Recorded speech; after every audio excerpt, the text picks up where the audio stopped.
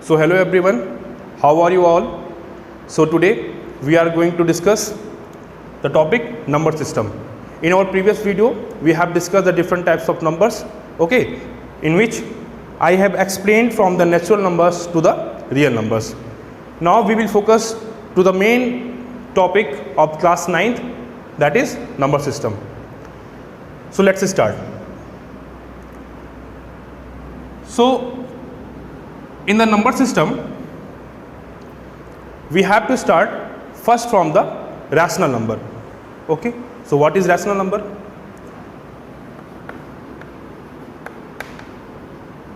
Rational number. अब ये rational number क्या होता है? रैशनल नंबर की जो डिफिनेशन है वो ये है, the numbers that can be represented in the form of p upon q where q is not equals to 0. द नंबर्स दैट कैन बी represented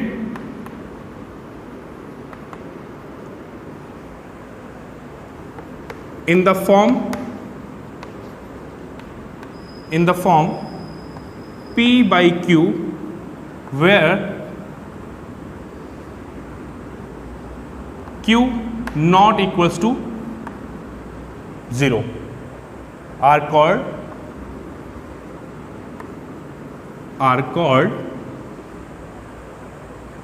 रैशनल नंबर्स. आपको मैंने पहले भी बताया है कि रैशनल नंबर्स की ज़रूरत हमें क्यों पड़ी. ठीक है, जब हमने डिफरेंट होल नंबर्स के डिवीजन को चेक किया तो वहाँ पे हमें रैशनल नंबर की ज़रूरत पड़ती है, क्योंकि whole numbers are not sufficient for the division and that's why rational number it is started. तो रैशनल नंबर का मतलब ये है बेटा कि ऐसे नंबर्स जिनको हम p बाई क्यू के फॉर्म में रिप्रेजेंट कर सकते हैं, लेकिन यहाँ पे जो डिनोमिनेटर है वो 0 नहीं होना चाहिए. ठीक है, क्यों नहीं होना चाहिए ये भी मैं आपको अभी बताऊंगा. अब इसमें के एग्जांपल्स क्या क्या हैं, जैसे -1/3, 2/7, 6/13, 0, -2, 1 एक्सेट्रा. ठीक है, तो जितने भी नंबर्स आप यहाँ पे देख रहे हो ये सब रैशनल नंबर्स हैं, क्योंकि इन सबको हम p अपॉन q के फॉर्म में रिप्रेजेंट कर सकते हैं. ठीक है, यहाँ पे भी आप देख सकते हैं न्यूमरेटर एंड डिनोमिनेटर पार्ट, इसमें भी आप न्यूमरेटर एंड डिनोमिनेटर पार्ट देख सकते हो, यहाँ पे भी आप देख सकते हो. बहुत सारे बच्चों को यहाँ पे कन्फ्यूजन हो सकती है कि सर यहाँ पे तो डिनोमिनेटर पार्ट है ही नहीं. बेटा यहाँ पे डिनोमिनेटर पार्ट भी है. वो कैसे है? अगर हम 0 को किसी भी नंबर से डिवाइड कर दें तो वो 0 ही होगा. इसका मतलब यहाँ पे है, यहाँ पे चाहे मैं 1 लिख दूँ, चाहे 2 लिख दूँ, चाहे 3 लिख दूँ, कोई भी नंबर मैं लिख सकता हूँ. ठीक, तो ये भी p बाई क्यू के फॉर्म में हो गया. -2/1, कोई भी अगर इंटीजर लिखा हुआ है तो आप उसको अपॉन 1 में लिख सकते हो, उसकी वैल्यू चेंज नहीं होती है, इसलिए आप इसको यहाँ पे -2/1 भी कर सकते हैं. बेटा 1 है तो 1/1 मीन्स ये भी आपका p बाई क्यू के फॉर्म में रिप्रेजेंट हो गया. तो जितने भी इस तरह के नंबर्स होते हैं उनको हम रैशनल नंबर कहते हैं. ठीक है, इसलिए अब दूसरी बात ये आती है,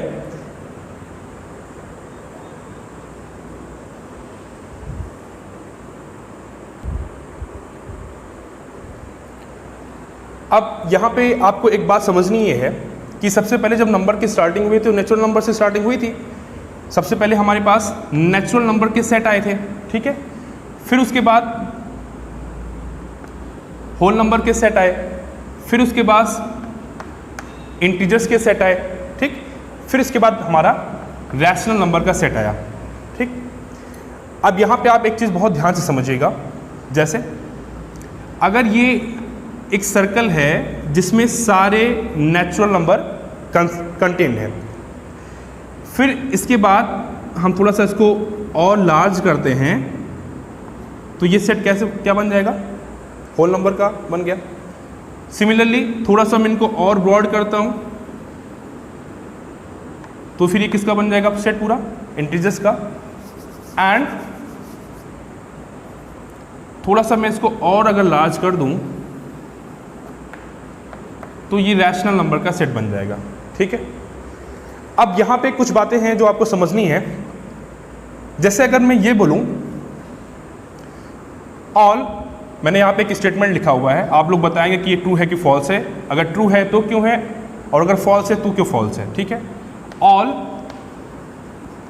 natural numbers, all natural numbers are whole numbers. ये हमारा पहला स्टेटमेंट है बेटा। दूसरा स्टेटमेंट है all whole numbers are natural numbers.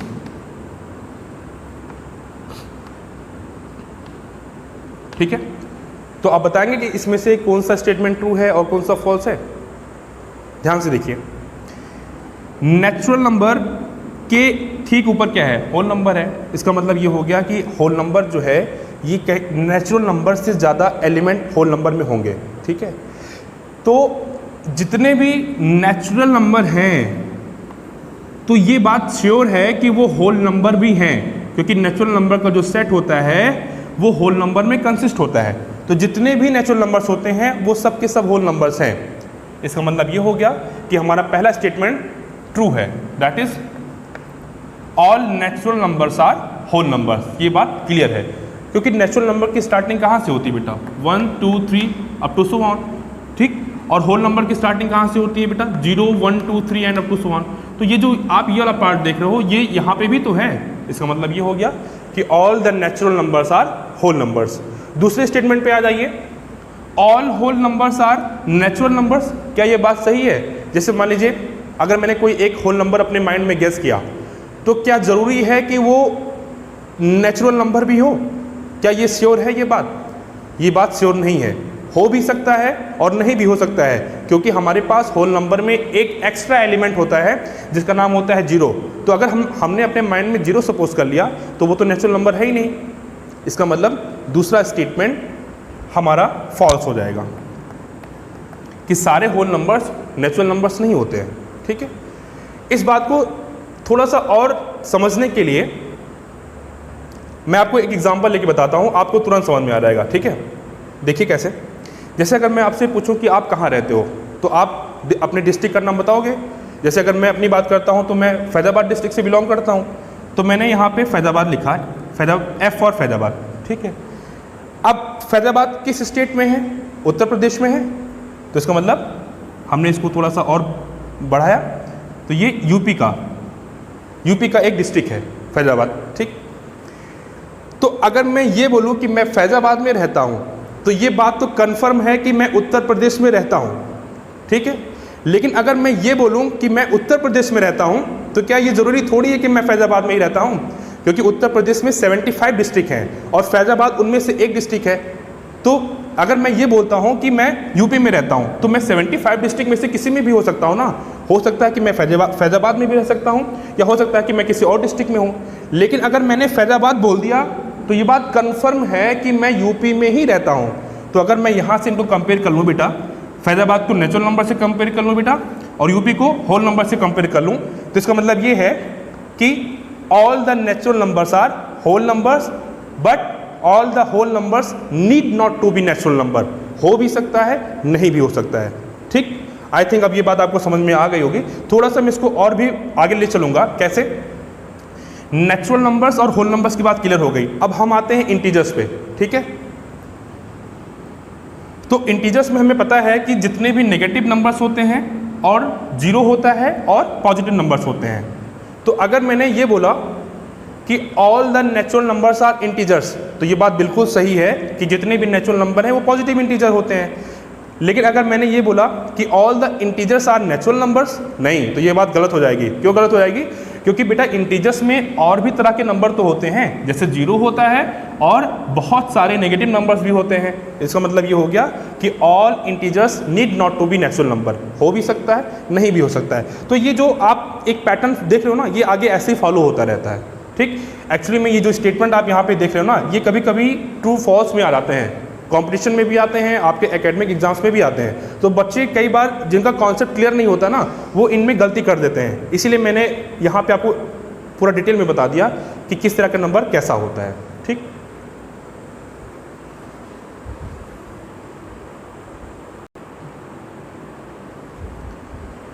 अब दूसरी बात आती है रैशनल नंबर के लिए।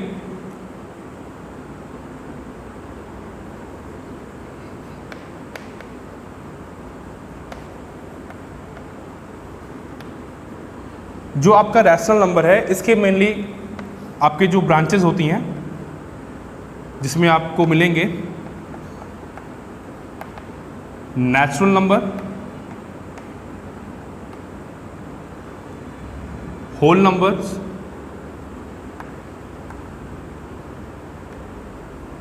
And integers. ठीक है, all the natural numbers are rational number, all the whole numbers are rational number, all the integers are rational number। ठीक, तो ये ब्रांचेज हैं रैशनल नंबर का। ठीक, अब इसके बाद कुछ प्रॉपर्टीज़ भी होती हैं रैशनल नंबर की। क्या प्रॉपर्टीज़ हैं, इसको भी आप देख लीजिए। पहली प्रॉपर्टी तो ये है, फर्स्ट प्रॉपर्टी, अगर आपसे ये कोई पूछेगा कि how many rational numbers are in mathematics, तो आप कैलकुलेट तो कर नहीं पाओगे आप कितनी होती हैं। इसका मतलब ये है कि देर आर इनफाइनाइट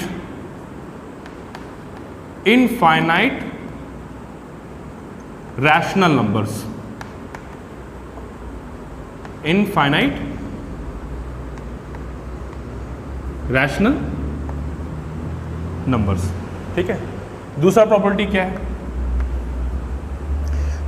अगर आपसे मैं पूछूं कि which is the smallest rational number, या मैं पूछूं आपसे which is the largest rational number, तो क्या आप बता सकते हो?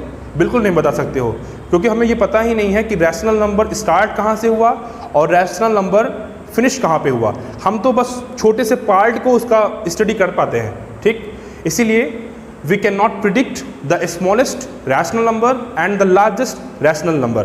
दूसरा प्रॉपर्टी आप बोल सकते हो, वी कांट प्रिडिक्ट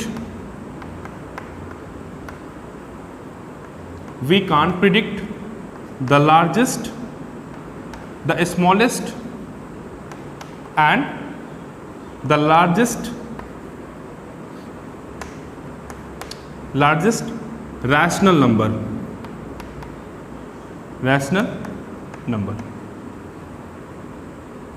ठीक है।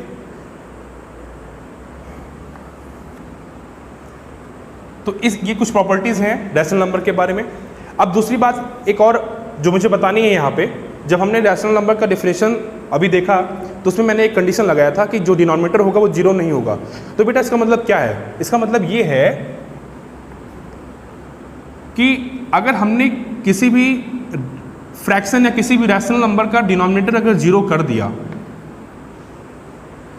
तो पहली बात तो ऐसा कोई स्टेटमेंट डिफाइंड ही नहीं है, ऐसा कोई एक्सप्रेशन डिफाइंड ही नहीं है, क्योंकि जीरो किसी भी नंबर को डिवाइड कर ही नहीं सकता है। Zero can not be a divisor. That's why there is a condition that denominator never will be zero. Okay, denominator कभी भी जीरो नहीं होगा। अगर ऐसा होता है तो ये जो एक्सप्रेशन आप देख रहे हो दैट इज नॉट डिफाइंड। इसीलिए हमने यहाँ पे एक कंडीशन देखा है कि डिनोमिनेटर जीरो नहीं हो सकता है।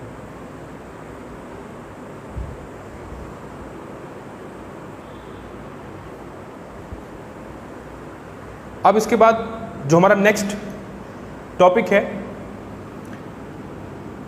सब टॉपिक है हमारा इक्विवेलेंट। देखिए मैथ्स में आपको हर एक चीज़ बहुत ध्यान से पढ़नी है, आप कोई भी चीज़ को मिस नहीं कर सकते। ठीक है, जो आपने 6 में पढ़ा, जो आपने 7 में पढ़ा, जो आपने 8 में पढ़ा, ये सारी चीज़ें कहीं ना कहीं आपको आगे चल के भी दिखनी है। तो आप ये मत सोचिए कि नहीं जो 6 में पढ़ लिया उसे हमें कभी नहीं पढ़ना है, वो सारी चीज़ें आपको फिर से रिवाइज करनी होती हैं। तो यहाँ पे जो दूसरा टॉपिक है हमारा that is equivalent rational number. अब इक्विवेलेंट का जो सिंपल सा बेसिक सा मीनिंग है वो होता है इक्वल, मतलब सेम। ठीक है, तो रैशनल नंबर इक्विवेलेंट कब होते हैं? जैसे अगर हमने लिखा यहाँ पे 2/5 और फिर हमने यहाँ पे एक और रैशनल नंबर लिखा,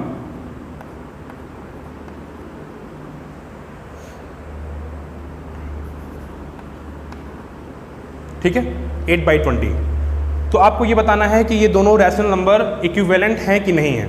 ठीक है, कैसे बताओगे आप? आपके पास कई सारे तरीके हैं, जिसमें से सबसे सिंपलेस्ट तरीका ये भी है कि आप इन दोनों रैशनल नंबर को इनके सिंपलेस्ट फॉर्म में डिनोट कर दो। सिंपलेस्ट फॉर्म का मतलब क्या होता है कि जो आपका न्यूमरेटर है और जो डिनोमिनेटर है, इनके बीच में कोई भी कॉमन फैक्टर नहीं होना चाहिए, मतलब ये दोनों को प्राइम होने चाहिए। को प्राइम नंबर्स क्या होते हैं? The numbers having no common factor other than 1, ठीक है, क्योंकि 1 is the factor of each and every number. तो आप इनको, अब ये तो ऑलरेडी सिंपलेस्ट फॉर्म में है, क्योंकि कोई भी ऐसा नंबर नहीं है जो 2 और 5 दोनों को डिवाइड कर सके, ठीक है। लेकिन ये जो रैशनल नंबर आप यहाँ पे देख रहे हो, अभी ये अपने सिंपलेस्ट फॉर्म में नहीं है, या फिर हम बोल सकते हैं स्टैंडर्ड फॉर्म में नहीं है। तो इसको क्या करेंगे हम लोग? ये दोनों नंबर 4 से डिविजिबल हैं, तो आप 4 से डिवाइड कर दीजिए, दैट इज 2/5। जैसे ही हमने इसको सिंपलेस्ट फॉर्म में चेंज किया, तो आप क्या देख रहे हो? यहाँ पे 2/5 आ गया। इसका मतलब ये है बेटा कि ये नंबर और ये नंबर दोनों इक्विवेलेंट हो गए, दोनों सेम हो गए। दूसरा तरीका क्या है आपके पास?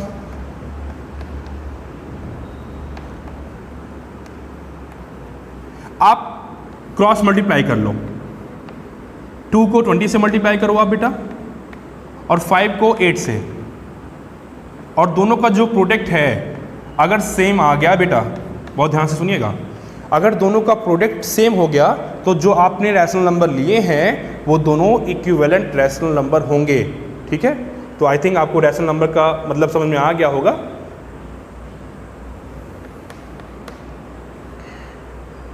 अब एक चीज़ और थी इसमें, सिंपलेस्ट फॉर्म स्टैंडर्ड फॉर्म जो मैंने आपको भी बता दिया। कोई भी रैशनल नंबर सिंपलेस्ट फॉर्म में तब होता है जब उसका न्यूमरेटर और उसके डिनोमिनेटर के बीच में कोई भी कॉमन फैक्टर नहीं होता अदर देन 1, और ऐसे ही नंबर्स को शायद हम लोग क्या बोलते हैं? को प्राइम भी बोलते हैं, ठीक है। ये आपने अपनी पिछली क्लासों में पढ़ा होगा।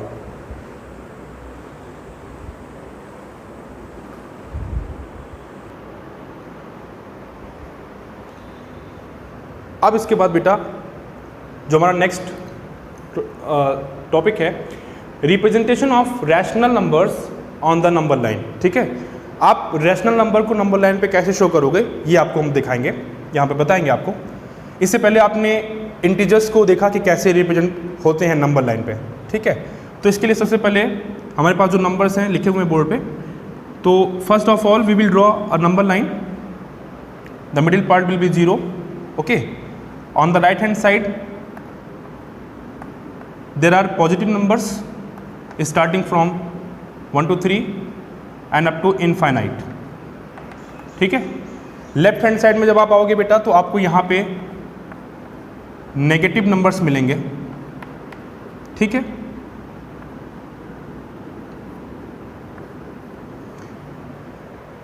ये पॉजिटिव नंबर्स हो गए, ये 0 हो गया, और ये नेगेटिव नंबर्स हो गए। तो कुछ ऐसा समझिए कि सबसे पहले नेचुरल नंबर आए, ठीक है, फिर 0 आया, फिर जब इंटीजर्स आए तो वहाँ पे नेगेटिव नंबर्स भी इंक्लूड हो गया, ठीक है। कुछ नहीं है, बस अगर हम यहाँ पे 0 है, अगर हम यहाँ पे इस तरीके से एक मिरर लगा दें तो आपको मिरर के अंदर जो नंबर्स दिखाई पड़ेंगे 1 2 3 4 5, क्योंकि मिरर के सामने यही नंबर्स तो होंगे। जब आप मिरर में अपने आप को देखते हो तो आपका ही तो इमेज रिफ्लेक्ट होता है ना वहाँ पे। तो वैसे ही इन नंबर्स का जो रिफ्लेक्शन है बस वही नेगेटिव नंबर्स हैं, क्योंकि वो मिरर के उस तरफ हैं, इसीलिए वहाँ पे हमने उनका जो कैरेक्टर है उसको नेगेटिव दिखा दिया। और हम मिरर के सामने हैं, इसलिए जो हमारा कैरेक्टर है वो पॉजिटिव है, मतलब ये पॉजिटिव नंबर्स हैं और ये नेगेटिव नंबर्स हैं। और मिरर तो कुछ होता ही नहीं है, उसके पास तो कोई साइन ही नहीं है, इसीलिए 0 के पास कोई साइन नहीं है, ये न्यूट्रल नंबर हो गया, ठीक है। अब इनके बीच में बहुत सारे डेसिमल नंबर्स होते हैं, बहुत सारे फ्रैक्शनल नंबर होते हैं, वही तो होते हैं रैशनल नंबर, ठीक है। कैसे? अब आपको मैं दिखाता हूँ यहाँ पे। देखिए जो पहला नंबर है, first number, that is 2 whole 3/8। अब यहाँ पे ये एक मिक्स्ड फ्रैक्शन है बेटा। Mixed fraction is the combination of whole number and proper fraction. What is proper fraction? Proper fraction are those fraction which are having less numerator compare to the denominator, okay. तो यहाँ पे जो 3/8 आप देख रहे हो ये एक प्रॉपर फ्रैक्शन है, ठीक, और जो 2 है वो एक होल पार्ट है। तो जब इसका मतलब यहाँ पे ये हो गया कि जो ये नंबर आप देख रहे हो ये 2 और 3 इंटीजर के बीच में कहीं ना कहीं लाई करेगा। तो सबसे पहले बात आप 2 पे आ जाइए, तो मैं 2 पे आ गया, ठीक है। अब इसका मतलब ये हो गया कि ये नंबर 2 और 3 के इन बिटवीन कहीं होगा, और कहाँ पे होगा ये बात मैं आपको बताता हूँ। अब आप इसका डिनोमिनेटर चेक करिए, डिनोमिनेटर कितना है बेटा, 8 है। अब आपको 2 और 3 के बीच में 8 इक्वल पार्ट्स जनरेट करने हैं, ठीक है, 8 इक्वल पार्ट्स, और उसके लिए आपको 8 से एक कम मतलब 7 लाइन ड्रॉ करनी पड़ेगी छोटी छोटी, 1 2 3 4 5 6 एंड 7, ठीक है। अब देखिए ध्यान से, तो आपके कितने पार्ट्स हो गए, 1 2 3 4 5 6 7 एंड 8 पार्ट हो गए बेटा। अब आप यहां से काउंट कर लो, तो 1 2 3, अब जहां पे ये नंबर है दैट इज 2 होल 3/8। समझ में बात आ गई? कुछ नहीं करना है बेटा, जो आपका डिनोमिनेटर है उससे एक कम उतने लाइन ड्रॉ करनी है, ठीक है। फिर वो इतने इक्वल पार्ट में डिवाइड हो जाएगा, और फिर आप यहां से काउंट कर लेना, जहां पे नंबर आएगा वो आपका पर्टिकुलर नंबर शो हो जाएगा। एक एग्जांपल यहां पे और लिखा हुआ है 8/5। ये कैसा फ्रैक्शन है, ये इम्प्रॉपर फ्रैक्शन है। Improper fraction are those fraction जिसमें आपका जो न्यूमरेटर है वो ज़्यादा होता है कंपेयर टू द डिनोमिनेटर, ठीक है। तो पहले आप इसको मिक्स फ्रैक्शन में कन्वर्ट कर लो, तो इसके लिए आपको डिवाइड करना पड़ेगा। डिवाइड करने के बाद जो आपको मिलेगा वो क्या मिलेगा, 1 होल 3/5, ठीक है। ये आपका एक मिक्स फ्रैक्शन है। अब ये नंबर को शो करने का मतलब ये हो गया कि यहाँ पे जो होल पार्ट है बेटा वो 1 है। इसका मतलब ये हो गया कि ये 1 और 2 के बीच में कहीं ना कहीं लाई करेगा, ठीक। तो और कहाँ पे लाई करेगा, कुछ नहीं करना है आपको, फिर से क्योंकि यहाँ का डिनोमिनेटर 8 है तो आपको फिर से इनको 8 इक्वल पार्ट में डिवाइड करना है। तो डिवाइड कर लीजिए आप, थोड़ा सा मैं इसको इधर कर देता हूँ वरना स्पेस थोड़ा कम हो जाएगा। 1 2 3 4 5 6 7, ठीक है, 8। तो ये 8 इक्वल पार्ट में डिवाइड हो गया। अब यहाँ से आप काउंटिंग कर लीजिए, तो 1 2 3, तो यहाँ पे जो नंबर होगा दैट इज, सॉरी ये देखो यहाँ पे मैंने ये नंबर ले लिया, इसको मैं यहाँ लिख देता हूँ, ठीक है। 3, यहाँ पे जो आपका डिनोमिनेटर है वो 5 है, तो आपको यहाँ पे 5 इक्वल पार्ट में डिवाइड करना है, जिसके लिए आपको 4 लाइंस ड्रॉ करनी होगी बेटा, 1 2 3 4, और 5 इक्वल पार्ट में डिवाइड हो गया। अब यहाँ से आप काउंट कर लीजिए, तो ये 1 2 3, ये जो पार्ट है दैट विल बी 1 होल 3/5, ठीक। इस तरीके से आप डिफरेंट नंबर्स को रिप्रेजेंट कर सकते हो नंबर लाइन पे। अब ये एक नेगेटिव नंबर है तो कोई दिक्कत नहीं, आप नेगेटिव पोर्शन पे इनको शो कर देना, और ये नंबर कहाँ पे होगा, ये -1 और -2 के बीच में होगा, ठीक है। तो आप, और कितनी लाइन हमें ड्रॉ करनी है यहाँ पे, यहाँ का डिनोमिनेटर 7 है, ठीक है। इसका मतलब हमें यहाँ पे 6 लाइन ड्रॉ करनी है, तब जो हमारा पार्ट है वो 7 इक्वल पार्ट में कन्वर्ट हो जाएगा, ठीक। और फिर हम वहाँ से काउंट कर लेंगे, काउंट करने पे हमको -1 होल 5/7 मिल जाएगा। इस तरीके से आप डिफरेंट रैशनल नंबर्स को रिप्रेजेंट कर सकते हो नंबर लाइन पे, ठीक। इंपॉर्टेंट है, 1-2 क्वेश्चन आते हैं कि represent this number on the number line, तो थोड़ा सा आपको यहाँ पे समझना है, ठीक है।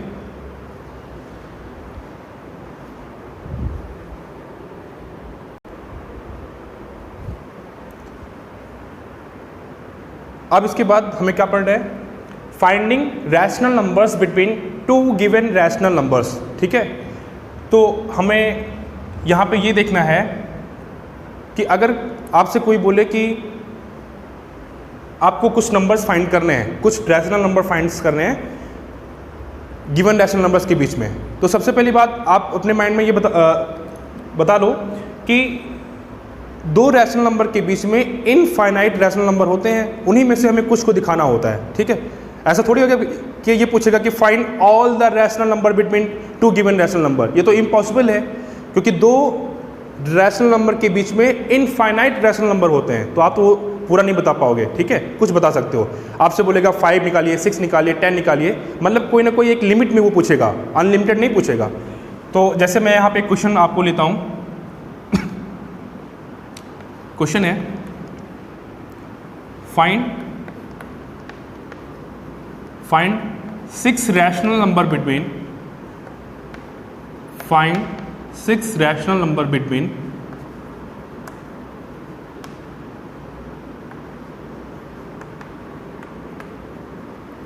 find 6 rational number between 3 and 4। ठीक है, आपको 3 और 4 के बीच में 6 रैशनल नंबर बताने हैं। देखिए, एक तो ट्रेडिशनल मेथड है, बेसिक मेथड है जिसको हम लोग यूज़ करेंगे। दूसरा है थोड़ा सा शॉर्टकट मेथड या फिर थोड़ा सा एडवांस मेथड है, जल्दी से कैसे हम लोग निकालेंगे। ठीक है, तो पहले दोनों देख लेते हैं। देखिए, सबसे पहली बात आपको ये पता करना है कि कितने रैशनल नंबर्स के बारे में पूछा गया है, क्वांटिटी कितनी है। तो यहाँ पे कितना नंबर है, 6 है, मतलब हमें 6 बताने हैं। तो आप जितने बताने हैं उनमें 1 ऐड कर लो। ठीक है, तो यहाँ पे आपको 6 बताने हैं तो 6 में 1 ऐड कर लीजिए। कितने हो गए ये, 7। अब क्या करना है आपको, ये 3 है और ये 4 है, तो इसको मैं 3/1 कर सकता हूँ, इसको मैं 4/1 कर सकता हूँ, कोई दिक्कत नहीं है। अब हमें क्या करना है कि ये जो 7 आप देख रहे हो ना, यही बनाना है डिनोमिनेटर किसका, 3 और 4 का। और जिसके लिए हमारे पास कौन सा मेथड है, कुछ नहीं करना है, हमको 7 से न्यूमरेटर में और डिनोमिनेटर में मल्टीप्लाई कर देना है बस। ठीक है, तो कर देते हैं। 7 यहाँ पे भी और यहाँ पे भी, सिमिलरली यहाँ पे भी 7 और यहाँ पे भी 7। ठीक है, तो ये क्या बन गया आपका 21/7 और ये क्या बन गया बेटा आपका 28/7। ठीक है, अब आप यहाँ पे देख सकते हो कि इन दोनों के बीच में जो नंबर्स हैं वो क्या क्या है बेटा, 22/7, 23/7, 24/7, 25/7 एंड 26/7, 27/7। ठीक है, तो 2 to 4 to 6 आपको 6 रिक्वायर्ड रैशनल नंबर मिल गए। कहाँ के बीच में बेटा, 3 and 4 के बीच में मिल गए। ठीक है, इस तरीके से आप किसी भी, अगर फ्रैक्शन में भी दिया गया होगा तो भी कोई दिक्कत नहीं है, आप उसको भी क्या करेंगे, आप उन दोनों नंबर्स का डिनोमिनेटर को सेम कर लेंगे। और डिनोमिनेटर कितना बनाना है, जितना क्वांटिटी पूछा गया है उसमें से एक ऐड कर देना बेटा।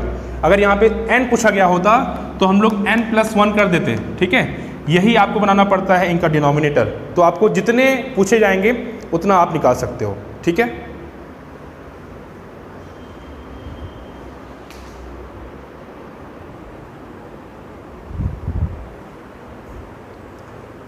अब इसके बाद जो हमारा टॉपिक है that is decimal representation of rational numbers. ठीक है, किस तरह के डेसिमल नंबर्स रैशनल नंबर होते हैं, ये चीज़ हमें यहाँ पे देखनी है। चलिए, इसके लिए क्या करते हैं, सबसे पहले कुछ नंबर्स को लेके हम डिवाइड करते हैं। ठीक है, जैसे एक रैशनल नंबर है 4/5, आप इसको डिवाइड कर लीजिए। डिवाइड करने पे आपको जो मिलेगा कुछ इस तरीके से, आपने यहाँ पे पॉइंट लगाया, पॉइंट लगाने के बाद आपने एक 0 बढ़ाया, फिर आपने यहाँ पे 8 लिखा और ये आपका 40 हो गया। माइनस करने पे आपको रिमाइंडर 0 मिल गया। ठीक है, एक नंबर हो गया। दूसरा नंबर ले लीजिए आप, अगर हमें 20 को 3 से डिवाइड करना है, ठीक है, तो डिवाइड कर लेते हैं। 20 जो है आपका डिविडेंड हो गया और 3 डिवाइज़र हो गया। चलिए ठीक है, टेबल रीड करते हैं।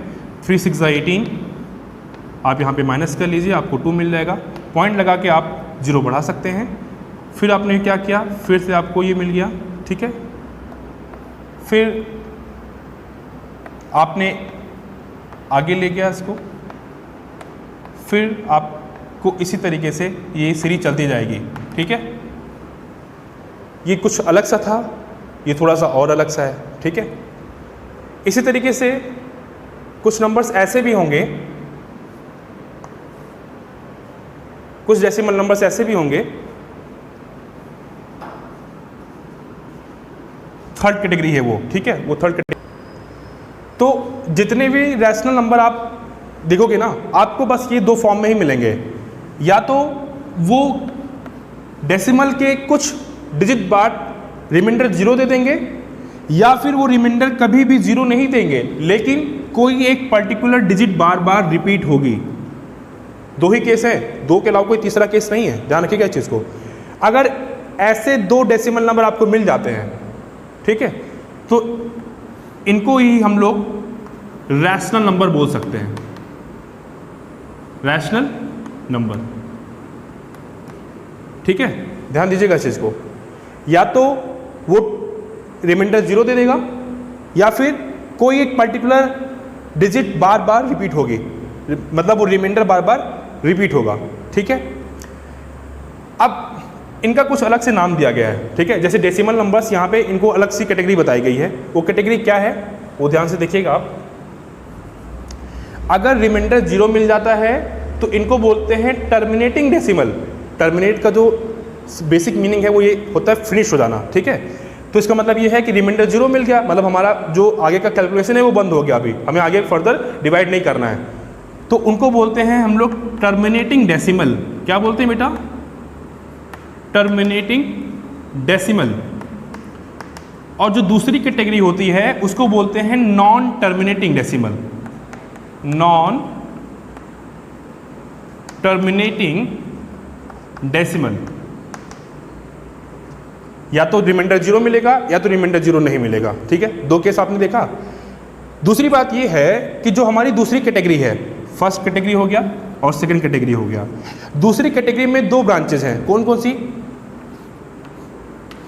नॉन टर्मिनेटिंग के केस में दो तरह के डेसिमल नंबर आपको दिखाई पड़ेंगे। एक तो वो दिखाई पड़ेंगे जिनमें डेसिमल के बाद कोई एक पर्टिकुलर डिजिट बार बार रिपीट होगी, और इनका इसलिए नाम क्या दिया गया है बहुत ध्यान से देखिएगा। इनका नाम है non terminating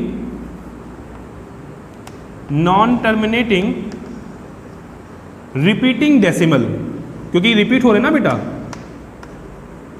non terminating repeating decimal, या इसको बोलते हैं रिकरिंग डेसिमल, जो बार बार वो डिजिट रिपीट हो रही है।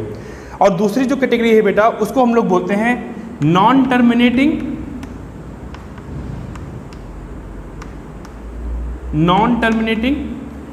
And non repeating.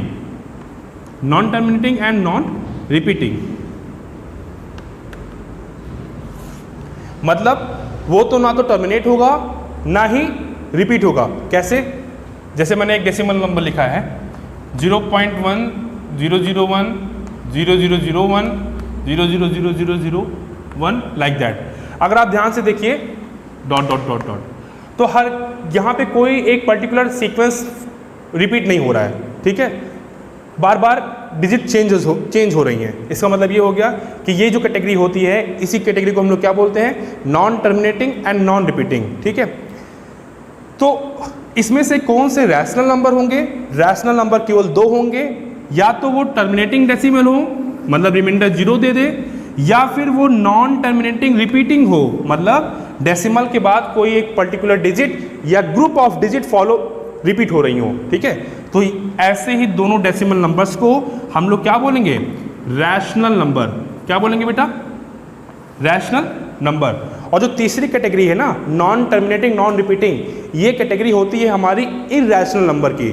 ठीक है, तो इरैशनल नंबर क्या होते हैं उसको मैं रैशनल नंबर के बाद आपको बताऊंगा। ठीक है, वो दूसरी कैटेगरी हो जाएगी। तो वहाँ पे आप देखोगे कि जो non terminating and non repeating वाले नंबर्स होते हैं ना डेसिमल, वो आपका इरैशनल नंबर की कैटेगरी में आते हैं। ठीक, तो डेसिमल रिप्रेजेंटेशन आपको समझ में आ गया।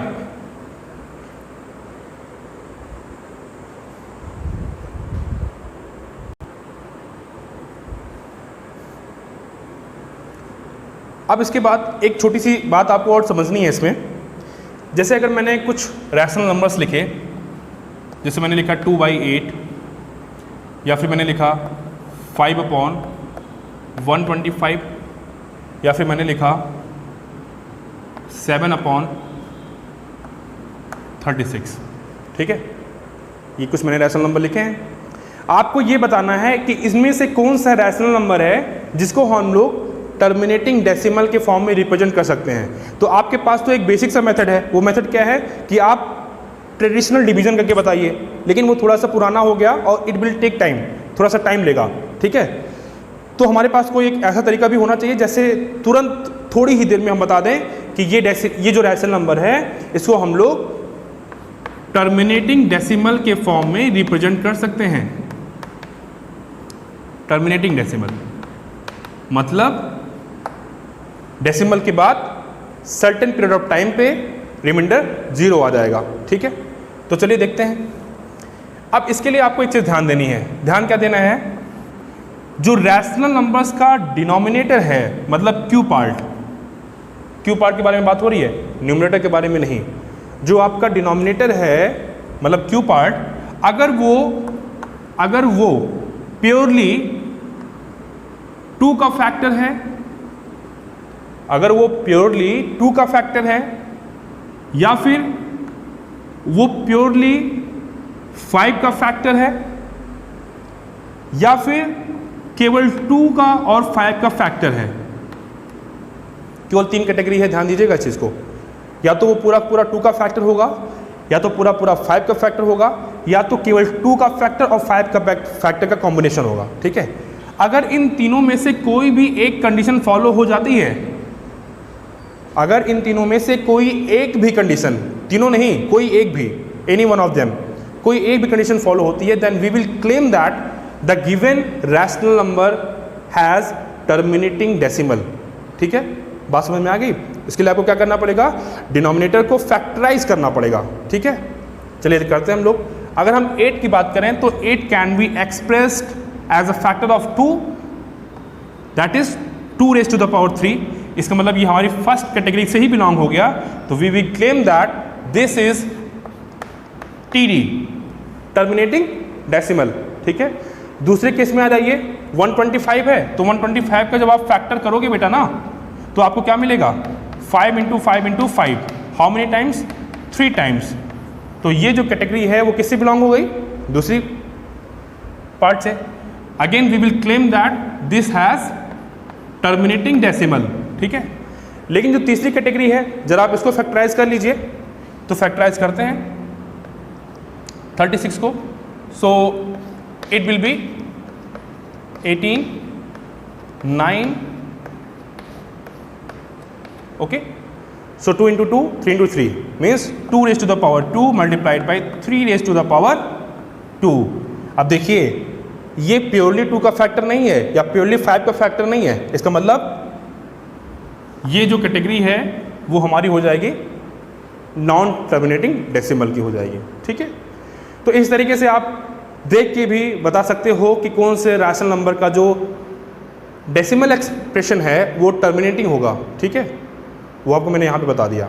आपको फैक्टराइज करना है, फैक्टराइज करने पे आपको इन तीनों बातों में से कोई एक बात भी अगर मिल गई, ठीक है, तो आप क्लेम कर देना कि वो जो आपका रैशनल नंबर है वो टर्मिनेटिंग डेसिमल नंबर है। ठीक है, तो आज हम लोगों ने ये कुछ बातें रैशनल नंबर के बारे में पढ़ी हैं। आप ठीक से वीडियोस को देखिए और जितने पॉइंट हैं, देखिए जब आप मैथ्स पढ़ते हो बेटा ना, तो मैथ्स पढ़ने के साथ आपको अपनी नोटबुक या रफ कॉपी और पेन आपके साथ में होनी चाहिए। जो भी बातें हैं आप उसको पॉज करके या स्क्रीनशॉट लेके आप उसको नोट करते रहिए, डेफिनेशंस नोट करते रहिए और एक अच्छी सी नोट्स बनाइए। ठीक है, अगर आपको नोट्स PDF फॉर्मेट में चाहिए तो आप मुझे कांटेक्ट कर सकते हैं। आपको PDF फॉर्मेट पे भी नोट्स मेरी मिल जाएंगी, जो मैंने खुद बनाई हुई है, जो मेरे खुद की मतलब हैंड रिटन है।